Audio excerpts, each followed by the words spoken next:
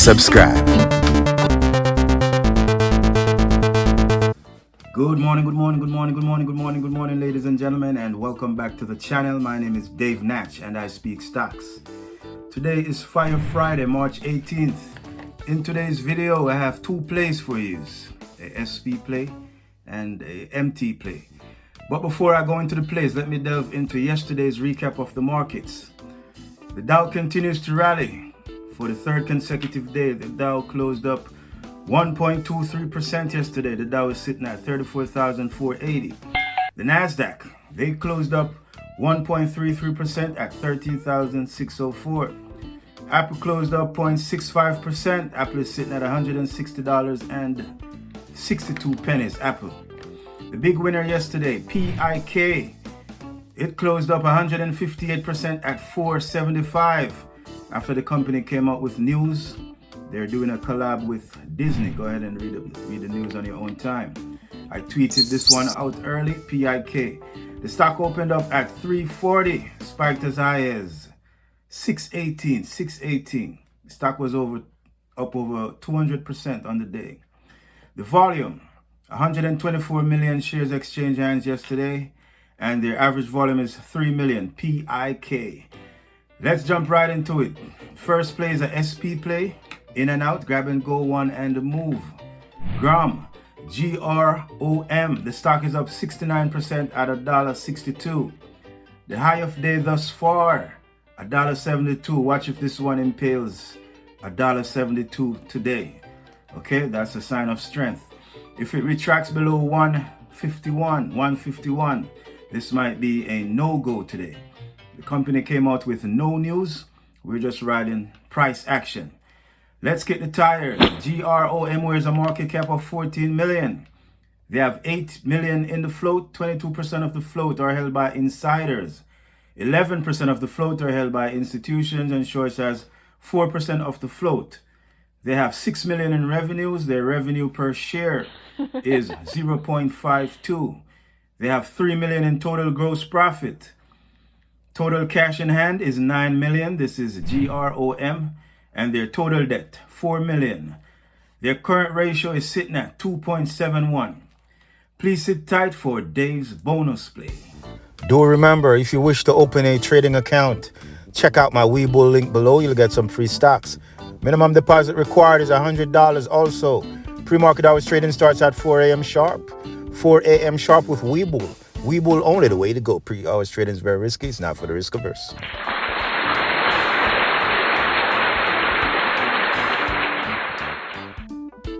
Please hammer like. Please subscribe to the channel if you're looking for supernova movers early. Dave's play is the place to be. Let's jump into it. This company is a MT play. They're based out of the Cayman Islands. The company came out with earnings. On that, the stock is up 24%. The company is STNE. STNE is up 24% in the pre-markets, currently sitting at $12 at the recording of this video. Okay, this one is in the software infrastructure space, and their headquarters, as I mentioned earlier, from the Cayman Islands. Okay, let's get the tires. They have some decent numbers here. They wear a market cap of 4 billion. Their operating margin is a positive 21%. Their ROA, return on asset, is a positive 1.39%. They have 4 billion in total revenues. Their revenue per share, 12.14. Their quarterly revenue growth is a positive 56% year over year. Quarterly revenue growth, 56% year over year. Their gross profit is 2.4 billion. Let me say that again. Their gross profit is 2.4 billion. This is STNE, okay? Their EBITDA, earnings before interest, taxes, depreciation, and amortization, is a positive 1.04 billion. They have a total cash of 6.9 billion and a total debt of 7.11 billion. Their current ratio is sitting at 1.38. Their operating cash flow is a positive 3.25 billion. Their leverage free cash flow is a positive 5.13 billion. This is STNE, Dave's bonus play today. This one has room to the upside. Let me give you some bearing on their 52-week range. Their 52-week low was $8, and their 52-week high was 71.08. 71.08. Can it make it back? You never know. Let's see what happens. That's all I have for you, ladies and gentlemen. Don't forget to follow me on Twitter at Duppy for my stock alerts. In the meantime, in between time, always protect your neck. Always set a stop loss. Do not invest more than you're willing to lose. And whenever you see some profits, take some profits, because now you see them, now you don't. Dave Natch, I'll see you when I see you. Enjoy your weekend. And I'm out.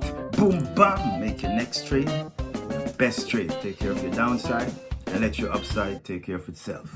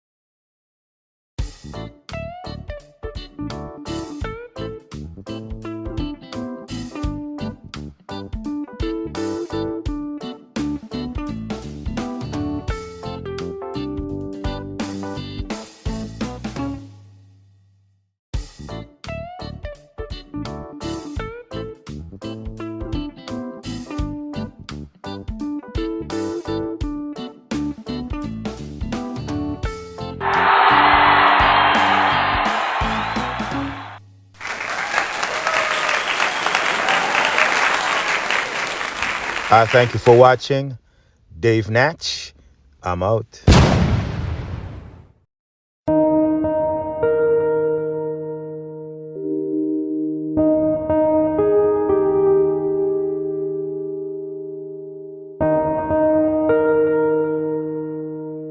Welcome back to Dave Newell's channel. Don't forget to hit that like. Please subscribe and share.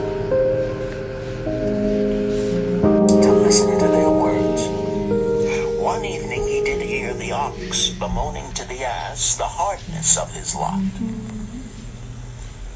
I do labor pulling the plow from morning until night, no matter how hot the day or how tired my legs or how the bow doth chafe my neck, still must I work. But you are a creature of leisure. You are trapped with a colorful blanket and do nothing more than carry our master about where he wishes to go. When he goes nowhere, you do rest and eat the green grass all the day. Now the ass, in spite of his vicious heels, was a goodly fellow and sympathized with the ox. My good friend, think of that. You do work very hard, and I would not ease your lot. Therefore, will I tell you how you may have a day of rest. In the morning, when the slave comes to fetch you to the plow, lie upon the ground and bellow much, that he may say you are sick and cannot work. So the ox took the advice of the ass, and the next morning the slave returned to the farmer and told him the ox was sick and could not pull the plow. Then, said the farmer, hitch the ass to the plow, for the plowing must go on. All that day, the ass, who had only intended to help his friend, found himself compelled to do the ox's task. When night came and he was released from the plow, his heart was bitter, and his legs were weary, and his neck was sore where the bow had chafed it. The farmer lingered in the barnyard to listen. The ox began first. You are my good friend. Because of your wise advice, I have enjoyed a day of rest. And I, retorted the ass, and like many another simple-hearted one who starts to help a friend and ends up by doing his task for him, hereafter you draw your own plow, for I did hear the master tell the slave, butcher, were you sick again? I wish he would, for you are a lazy fellow. Thereafter they spoke to each other no more. This ended their friendship. Canst thou tell the moral to this tale, Rodan? 'Tis a good tale, responded Rodan, but I see not the moral. I thought not that you would, but it is there, and simple too. Just this. If you desire to help thy friend, do so in a way that will not bring thy friend's burdens upon thyself. I had not thought of that. It is a wise rule. I wish not to assume the burdens of my sister's husband. But tell me, you lend to many. Do not the borrowers repay? Mathon smiled the smile of one whose soul is rich with much experience. Could a loan be well made if the borrower cannot repay? Must not the lender be wise and judge carefully whether his gold can perform a useful purpose to the borrower and return to him once more? Or whether it will be wasted by one unable to use it wisely and leave him without his treasure, and leave the borrower with a debt he cannot repay? I will show to thee the tokens in my token chest, and let them tell thee some of their stories.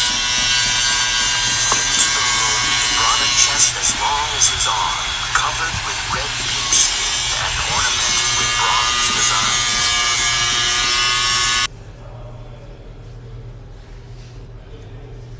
So there you have it, excerpts from The Richest Man in Babylon.